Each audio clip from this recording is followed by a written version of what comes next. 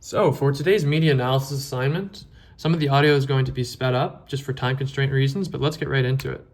So I had the opportunity to interview business owner and founder David McCachran. He owns Infrared Fitness, which is a fitness business that has a wide range of services, from athlete training to hot yoga, hydrotherapy, reformer Pilates, and retail. And he operates this with his wife and my mother, Triona.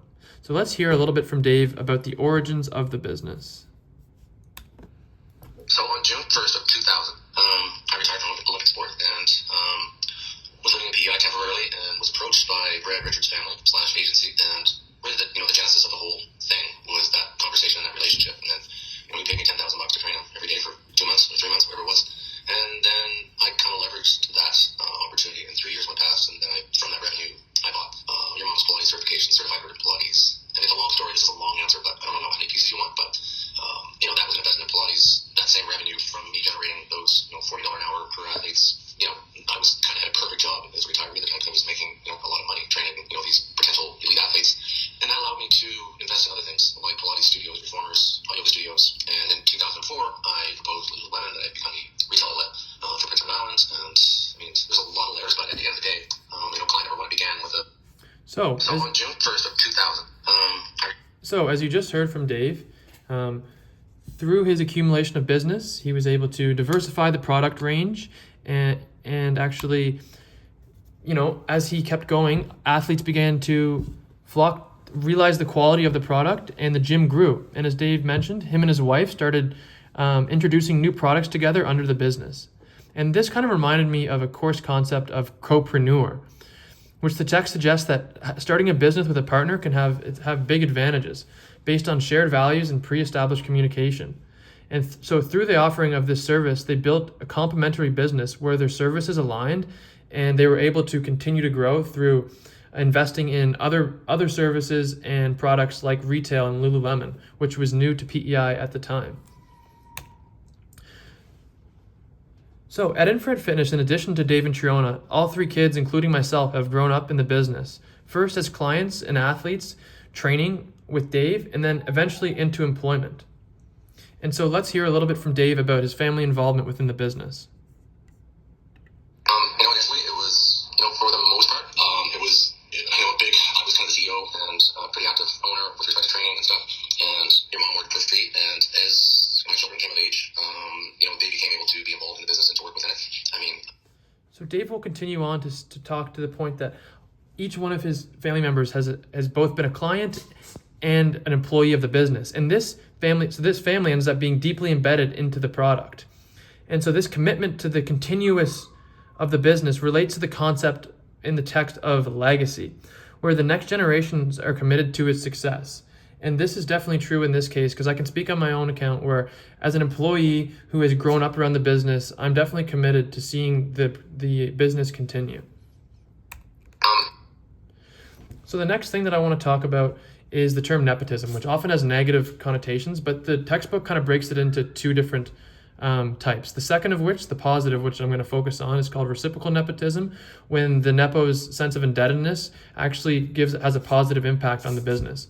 And this comes into play because when I asked my dad what it's like having his kids working for him, he had something along those lines to say about it, because with his particular service, where it's a high quality and niche service in a small town market, the ability of his employees to articulate the product and have the awareness about and be able to articulate the value of the product is super important and often difficult to find from an outside hire. So let's hear from Dave about what he says about family within the business. The benefit of the family is the awareness and the distinction of why what you do is different, and the ability to articulate the differences.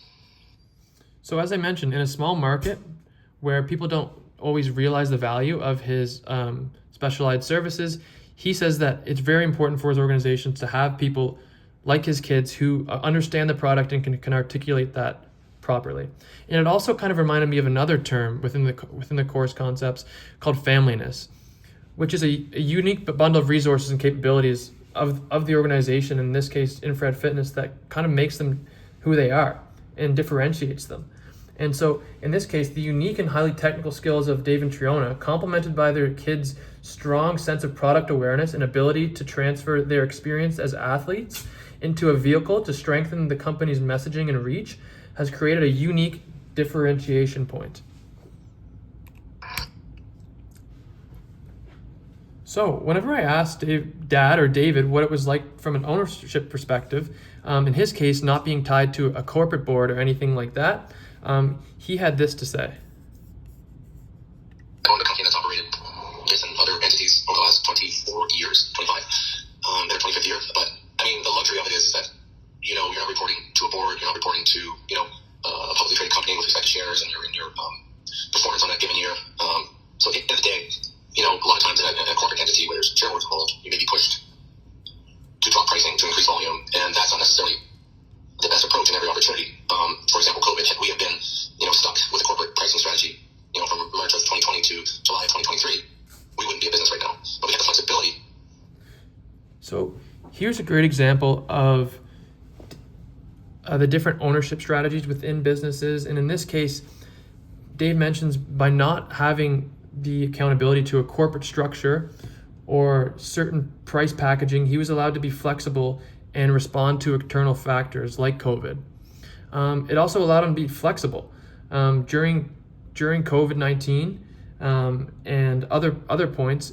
He can kind of differentiate his product based on what's going on. He also talks in the interview in other instances where he was able to take risks and be first to market because of his ownership, which makes sense because in this case, in a small market, he was able to be flexible and innovate within those markets. But the other thing is that as a family business and as not having that security, there's some serious risks about it. And he was very honest about the risks of this and that lack of security. And during the pandemic, where in a personal space business, they suffered and it was difficult because they don't have that security that other organizations might.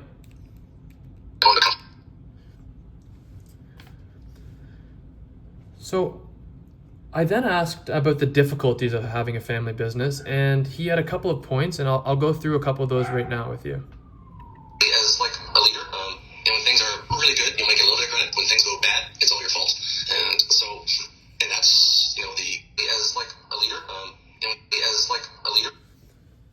So, as you can hear from Dave's testimony there, because the livelihood of the family depends on the business, failures are just magnified. Like, that's just the way it is. And he continued by explaining some other difficulties in terms of his organizational hierarchies and the deformalization of roles within the family and the effects that has on the business.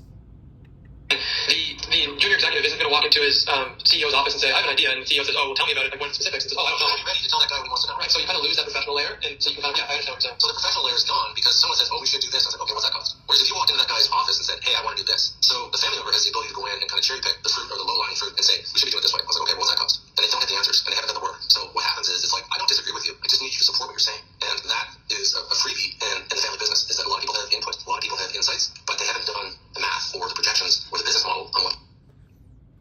So as you can hear from Dave here, oftentimes, or in his case at least, in a family business, you kind of have this flattening of the organizational hierarchy, where, as you can hear in my prompt, I mentioned that you wouldn't go to a CEO of a formal organization with an idea that you didn't have the information on to back it up. But in his case, in the family business, sometimes those communication channels kind of get broken down, and you kind of see the informalization of the roles within that. So that can kind of lead to a lot of things, and emotions can get introduced. And what happens there is emotions can lead to conflict. And so conflict, is it always bad? Not necessarily, but it's very important that conflict is managed properly. That those emotions can have a deep effect if they're not managed properly. And this kind of relates to the 3-circle model, which states that family, business, and ownership are all connected. And in this case, if the emotions that can come from the informalization of roles, what that can lead to is, if the family dynamics aren't intact, it'll affect the business and the other ownership structures at play. And so now I want to move on to innovation. And the textbook kind of says that small family businesses tend to be adverse to risk, but that was not really the case at Infrared Fitness. Throughout the interview, Dave mentions lots of instances, whether it was taking risks and being first to market, and even to this day, they're still continuing to diversify and invest in the company, changing the structure of the business and introducing new products. So 25 years later, Infrared Fitness continues to provide specialized fitness services, hydrotherapy, and retail. So I hope you enjoyed hearing from David, learning about Infrared Fitness, and in many ways getting to know me a little bit better. Thank you.